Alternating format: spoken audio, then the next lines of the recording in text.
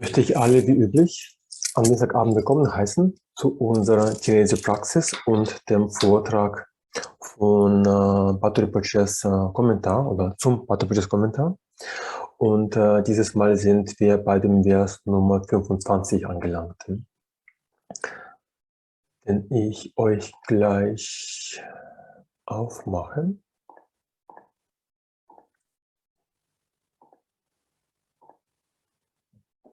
So welcome everyone to today's Chenrezig Praxis and the explanation of the commentary of Pater Rinpoche on the practice of Chenrezig, and today we have arrived at the verse number 25. Добро пожаловать всем на сегодняшнюю встречу с практикой Chenrezig и объяснениями по комментарию Pater Rinpoche. И сегодня мы с вами уже добрались до куплета Nummer 25. Wie üblich schauen wir uns zuerst die Übersetzung an, des Tibetischen. Die Wurzel des Mahayana-Weges ist der Geist des Erwachens.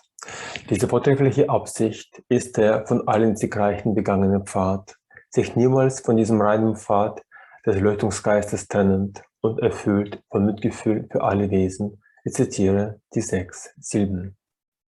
Wir können also sehen, vom Sinn her, sinnesgemäß, sind wir jetzt am Bodhicitta angelangt. Die letzten 3 Wochen war das Zuflucht, das Hauptthema, und jetzt kommen wir zum nächsten Schritt, nämlich dem Entwickeln des Geistes der Erleuchtung. So, first of all, we will look at the translation itself of the Tibetan text. Pater Rinpoche says, the root of the Mahayana path is the mind of awakening. This excellent intention is the path trodden by all the victorious ones, never parting from this pure path of enlightened mind, and filled with compassion for all beings, recite the 6 syllables. So obviously, judging from the sense of what Pater Rinpoche is saying, we can see that we have arrived at the mind of awakening, bodhicitta. The last few times we were speaking about refuge, and now we come to the next, we can say, obvious step in our practice, which is developing the mind of awakening. Теперь, вначале посмотрим на перевод того, что говорит Патер Римпоче в тибетском. Корень пути Махаяны – это пробуждающийся ум. Это прекрасное намерение есть путь, пройденный всеми победителями, никогда не расставаясь с этим чистым путем просветленного ума и исполненным сострадания ко всем существам, повторяем 6 слогов. И как мы видим по смыслу того, что Патер Римпоче говорит, мы понимаем, что мы теперь пришли к развитию бодхичитты, ума просветления. So, wie gesagt, die letzten 3 Wochen hat Pater Rinpoche sich den Erklärungen der Zuflucht gewidmet, nämlich und durch diese Betrachtung, die Pater Rinpoche uns sozusagen hindurchgeführt hat, kamen wir zu dem, man kann sagen, Schluss, zu der Einsicht der Chenrezig, die 3 Aspekte der Zuflucht, nämlich Buddha, Dhamma und Sangha, in sich vereint. Und wir haben also gemeinsam etabliert, dass die Zufluchtnahme die Grundlage buddhistischer Praxis ist, die nämlich und auch natürlich die Grundlage für das Entwickeln der Qualitäten bildet, für die dreifache Zuflucht steht. Und natürlich auch haben wir dann auch durch diese Beispiele, die Pater Rinpoche gezeigt hat, konnten wir verstehen, konnten wir dahinter kommen, dass Chenrezig auch in sich selbst diese dreifache Zuflucht vereint und wir auch dieselben Qualitäten der Zuflucht auch in unserem Geist wiederfinden, indem wir unseren Geist, unser Bewusstsein als untrennbar von Chenrezig sehen und erkennen, eben durch die Praxis von Chenrezig, wie es im Praxistext beschrieben wird. Nun kommt jetzt diese Aussage von Pater Rinpoche, die Aussage von heute, in der es nicht nur um die Zuflucht geht, sondern um den Geist der Erleuchtung. Und hier wird diese als Wurzel oder auch wiederum als Basis für das Mahayana bezeichnet. Das heißt, was ist nun die Basis? Was ist die Wurzel der Praxis? Ist es jetzt nun Zufluchtnahme oder Entwicklung des Geistes der Erleuchtung oder Bodhicitta. Man kann so sagen, das ist ein Paradox. Ne? Vorher war es Zuflucht, jetzt sagt Pater Rinpoche, dass es Bodhicitta sei. Ne? Was es nun ist, was ist nun die Wurzel unserer Praxis, was ist die Wurzel unseres Pfades und des Mahayana, Zuflucht oder Bodhicitta, diese Frage würden wir jetzt, würde ich vorschlagen, wir belassen das, oder wir heben das zum Ende des Vortrags auf und schauen uns stattdessen jetzt erstmal an, was Erleuchtungsgeist eigentlich bedeutet, worum es geht, was es auf sich hat, mit diesem Ausdruck, mit diesem Gedanken, mit diesem Geisteszustand. So, we have seen in the last 3 weeks that Pater Rinpoche has explained the refuge in its different aspects, in its triple meaning, Buddha, Dharma, and Sangha. He has guided us to the understanding of Chenrezig being the union of the triple refuge, and therefore pointing out the fact that all the practice, all development on the spiritual path is based on refuge, or is taking refuge as basis of development, as a root of development, that we can't actually do without. And then he has shown us as well that actually not only Chenrezig embodies refuge himself, but also our own mind actually has the qualities of the triple refuge already present by actually understanding and seeing the unseparability of Chenrezig and our own mind, that we of course realize through the practice of Chenrezig himself. So that was the conclusion of the last 2 weeks. And now Pater Rinpoche comes with this statement of today, saying that it is actually bodhicitta that is so said to be the root of Mahayana practice, of the Mahayana vehicle, and the basis as well. So root is the basis, is actually virtually the same thing. So one can say this is somewhat confusing. Like, so which is it? Is it the refuge or is it bodhicitta? What is the basis of our practice? It's a very legitimate question, and the answer to it, I would propose we will keep for the end of the presentation, and would rather now in the beginning focus on the meaning of bodhicitta, of mind of awakening. Look at what this expression actually means, and this attitude and this mind actually stands for.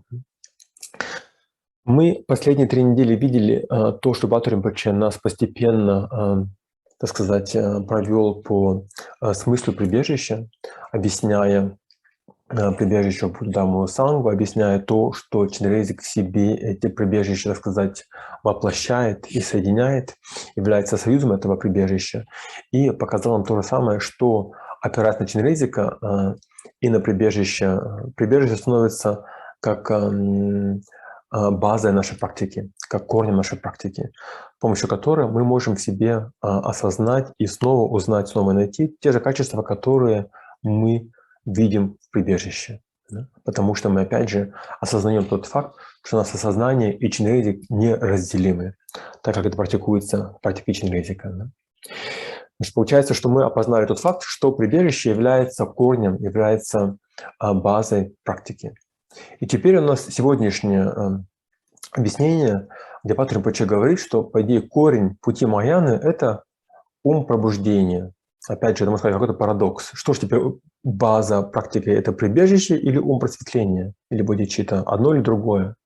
Можно сказать, это как-то немножко ирритирует. Да? Сначала он говорит одно, потом он говорит второе. Что же является фактом? Является прибежище или бодхичитта основой нашей практики? Ответ на этот вопрос я предлагаю вам оставить наконец объяснений и в самом начале просто посмотреть на смысл того, что является бодхичиттой, что является умом просветления. So, Bodhicitta, Erleuchtungsgeist. Das ist ganz kurz ausgedrückt die Absicht, zum Wohle aller Wesen Erleuchtung erlangen zu wollen.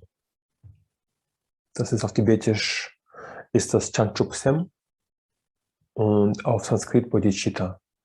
Und in beiden Fällen, im Tibetischen wie im Sanskrit, bedeutet das wirklich das Gleiche. Das ist wirklich Wort für Wort Übersetzung. Ne?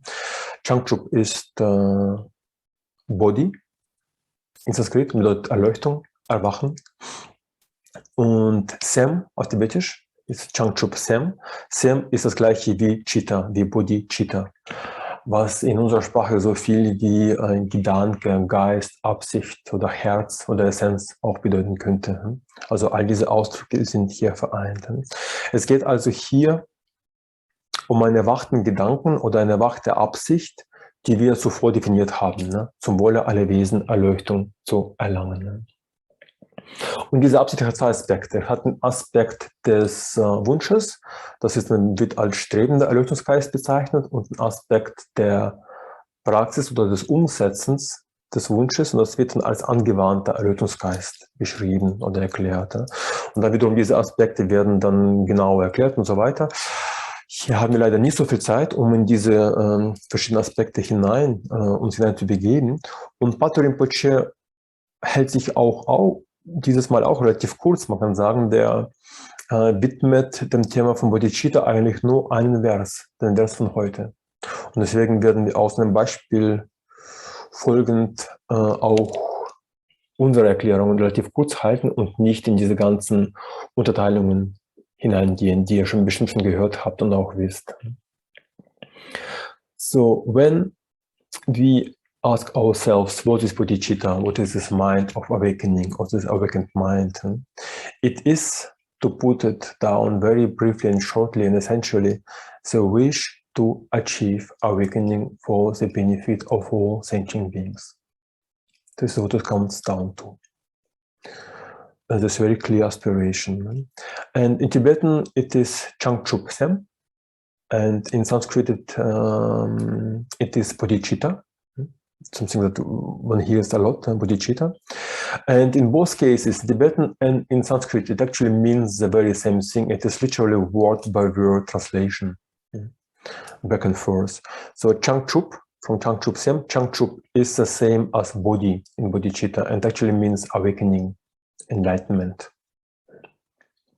And Sem in Changchup Sem and is the same as Chitta in Bodhicitta, and means so much as soul, intention, mind, can also mean heart or essence of something.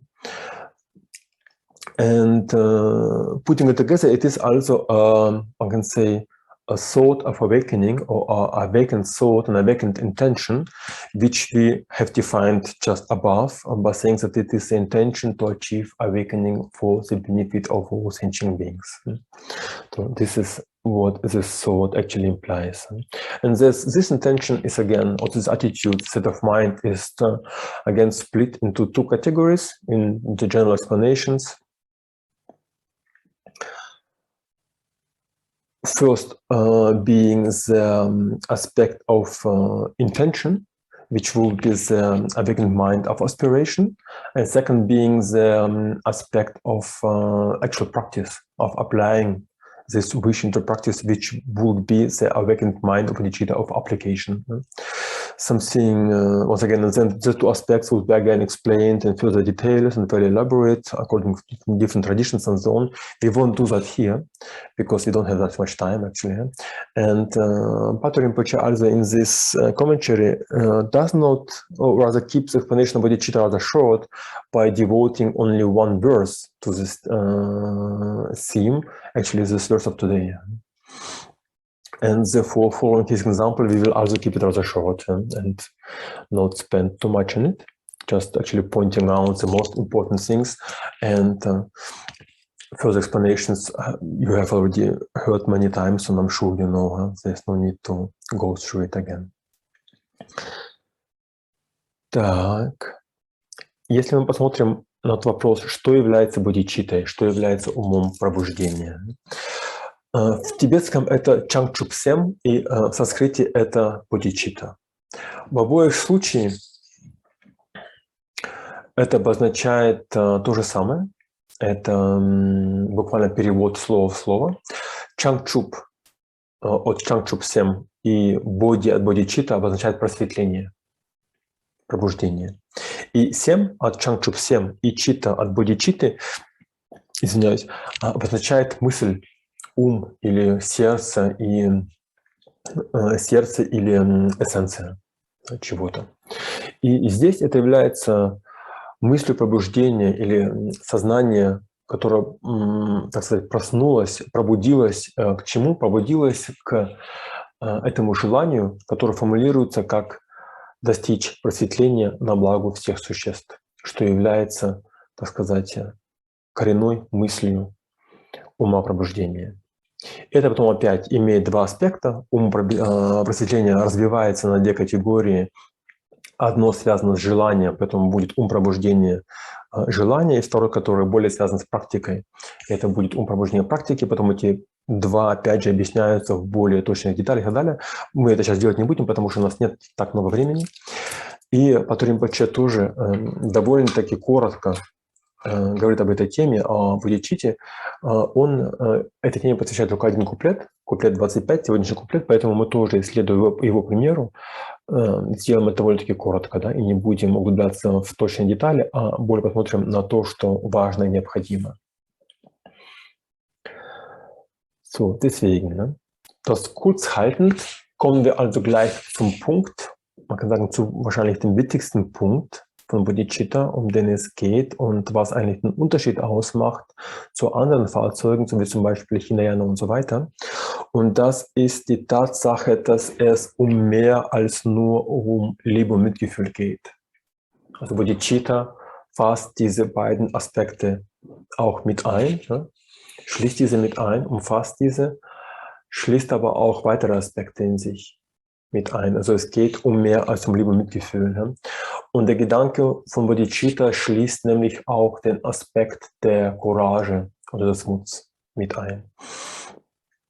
Ein Aspekt oder eine Qualität, die auch in dem Ausdruck Bodhisattva zum Ausdruck kommt, oder Chanchup Sempa auf Tibetisch, das so viel wie Held oder Helden des Erwachens übersetzt wird. Die Rinpoche benutzt den Ausdruck ein Held oder Helden des Erwachens, was auch wiederum diesen Aspekt des Muts, der Courage zum Ausdruck bringt. Und Pāṭu Rinpoche spricht diesen Aspekt der Courage in diesem Vers auch an, auch wiederum etwas versteckt, kann man sagen, ne? Indem er sehr wohl sagt, dass es auch um Mitgefühl geht, ne? Wie in der letzten Zeile, erfüllt von Mitgefühl für alle Wesen. Ne? Aber dann eben auch sagt, dass es nicht nur darum geht, sondern auch den Aspekt der Courage mit aufnimmt, indem er sagt, sich niemals von diesem reinen Pfad des Erleuchtungsgeistes trennend. Also er sagt tatsächlich aus, dass es eine Reise ist, die Mut und Ausdauer fordert. Also es ist dieser Aspekt der Courage hier mit dabei.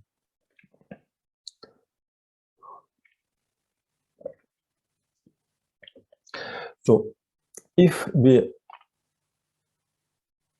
look at one of the most important aspects of bodhicitta, that which makes a difference between Mahayana and Hinayana, so to say.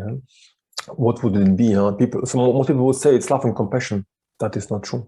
Love and compassion is very present in Hinayana as well. It's the basis of all Buddhist schools. It is not different from Hinayana or Mahayana. That is the same for every tradition of Buddhist practice. What the difference is, and the decisive point of bodhicitta would not be so much love and compassion, but actually courage. And one can say bravery is a funny word. Being brave, being courageous, actually, which makes a difference. And it is an aspect that is very beautifully represented in the word bodhisattva, or the Chanchup Sempa of Tibetish, in Tibetan as well. That is quite commonly translated, and Jigme Rinpoche actually likes this translation, also on this, even a book by him that is called like this, Hero of Awakening, or Heroes of Awakening. So hero implies a person of strength and courage, a brave person. And as Pāṭu Rinpoche brings this aspect of courage into the light, once again very discreet as he is, in a way, kind of hidden, in a hidden way, but he still puts it out for us to recognize by saying that and feel this compassion for all beings. So he puts compassion up in front, saying that it is important, but not only this. It is also important to never part from this pure path of enlightened mind. And this never parting actually implies this, what can I say, commitment that demands courage and bravery, inner strength that actually we do embark on the journey that all have Buddhas have undertaken before us, and we commit not to abandon it. So this will be the aspect of courage and bravery that comes into the expression by using the term bodhisattva.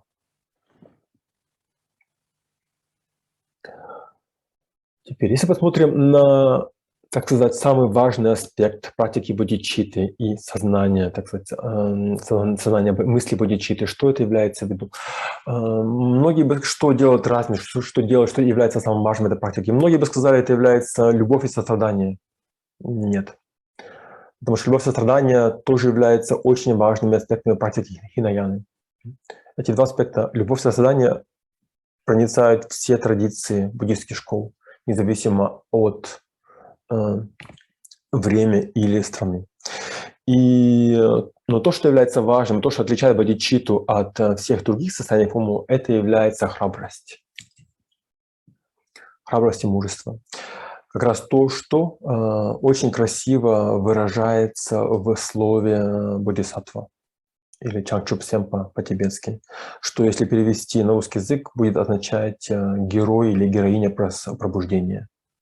Что, опять же, показывает, что является герой или героиня, является кем-то сильным и храбрым. Внутренне, конечно, да. И также Пату Ринпоче эту ноту силы и храбрости также подчеркивает в своем куплете, опять же, слегка незаметно, но он это показывает, говоря о том, что сначала говоря про сострадание, говоря в последней строке, и исполнен сострадание ко всем существам. Значит, он говорит, что сострадание – это очень важно, но не только. И говорит, что никогда не расставаясь с этим чистым путем просветленного ума, никогда не расставаясь, как раз и включает в себя этот аспект храбрости и мужества. И, так сказать, ясности и крепости. Потому что мы понимаем, что, как, опять же, Пату Ринпоче описывает, как все Будды прошлого прошли по этому пути, так и мы будем по нему идти, не отклониваясь от этого направления, что, опять же, trебует храбрости от нас. So, das ist also so viel zum Bodhicitta, so kurz wie man uns noch halten könnte. So, und jetzt kommen wir nun zu unserer Frage. Unsere Frage, die wir am Anfang hatten, so, was jetzt? Zuflucht oder Bodhicitta? Welche von den beiden ist nun mal die Basis unserer Praxis? Diese beiden können nicht getrennt werden. Also es sind keine zwei verschiedene Aspekte, es ist eine Einheit. Das wird zwar sehr oft getrennt erklärt, wird aber und vor allem in der Tradition der Kamma-Kagyu-Schule niemals getrennt praktiziert. Man kann diese beiden nicht trennen. Das ist eine Einheit und diese beiden bilden eine Einheit und unterstützen sich auch gegenseitig die ganze Zeit. Man kann das eine ohne das andere nicht haben. Das ist anders ausgedrückt mit Worten von Gendo Rinpoche, der es gesagt hat, dass um so eine starke und reine Absicht wie Bodhicitta hervorzubringen, brauchen wir eine sehr starke Stütze, nämlich die Zuflucht im Buddha Dhamma und Sangha. Und um vollkommen Zuflucht zu nehmen, sich wirklich vollkommen der Zuflucht hinzugeben, sich zu vergessen, müssen wir auf eine gewisse Art und Weise die Grenzen unseres eigenen Wohls aufgeben und darüber hinausgehen und uns für, man kann sagen, das Wohl und auch die Erleuchtung aller Wesen öffnen. Was natürlich Bodhicitta bedeutet. So, diese beiden schließen sich in einem Kreis, man kann die beiden nicht trennen. Das eine, wenn das eine nicht da ist, ist das andere nicht vollständig oder sogar vollkommen abwesend. So, das ist also zum Schluss so für mich fand ich eine sehr inspirierende Aussage von Gendo Rinpoche. Und ich würde vorschlagen, dass wir auch mit dieser kurzen Präsentation von Bodhicitta abschließen und mit diesem Verständnis der Untrennbarkeit dieser beiden Aspekte, der Zufluchtnahme und des Bodhicitta, dann uns der Praxis von Chenrezig widmen. Und genauso wie eigentlich in der Praxis von Chenrezig, Zufluchtnahme und Bodhicitta zusammen praktiziert werden. Das ist die gleiche, dieselbe Rezitation. Man trennt diese nicht. Ne? Das wird alles auf einmal wiederholt. In einem Vers sind diese beiden Aspekte enthalten, ne? Und werden sozusagen in einem Atemzug rezitiert. Genauso wie sie in unserem Geist in einem Atemzug entwickelt werden. So, so if you speak about this aspect of courage and bravery in regard to bodhicitta, this is one of the most important points that bodhicitta actually means, this courageous attitude in regard to committing to practice in order to benefit all sentient beings until everyone has achieved awakening, without any exception. So, having mentioned that, we would come back to our question at the beginning. So, which is it? What is the basis of our practice? What is the root of our practice? Is it refuge or is it bodhicitta? Which one? Those two cannot be separated. It is impossible. They can be explained separately. Like technically, logically, intellectually, they are explained as different topics in Dhamma, but, and especially in the tradition of Karmakagya Buddhism, they are never practiced separately. It doesn't exist. They always go together, and they not only build or comprise a unity, but they are supporting and relying on each other. If you take away one, the other one collapses. So this is the bringing together of it. And how can one understand this togetherness, this, I can say, this union of the two? It is, in order to make this clear, I would like to use a citation of Gyanendra Rinpoche that he has given by teaching Refuge in Bodhicitta many years ago.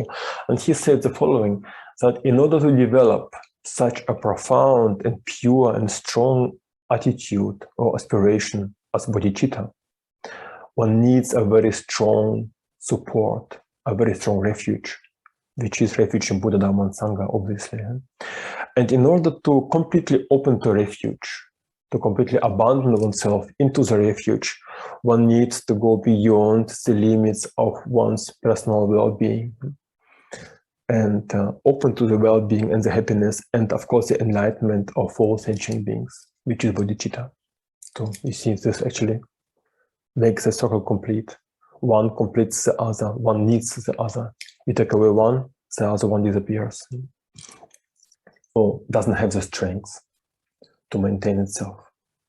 So, and with this words, we'd like to conclude this rather short presentation on bodhicitta, but I think we have seen the most important points, and the meaning of all these presentations is rather to be inspirational than technical. So I think we can conclude with this inspirational citation of Gyanendra Rinpoche that I find myself very touching, actually, and I'm happy to share it with you in case you didn't hear it yet. And with this attitude, with this, one can say, inspiration in mind, I would invite all of you to practice Chenrezig together. And as we know, in Chenrezig practice as well, that actually when we recite Refuge in Bodhicitta, it actually recited together.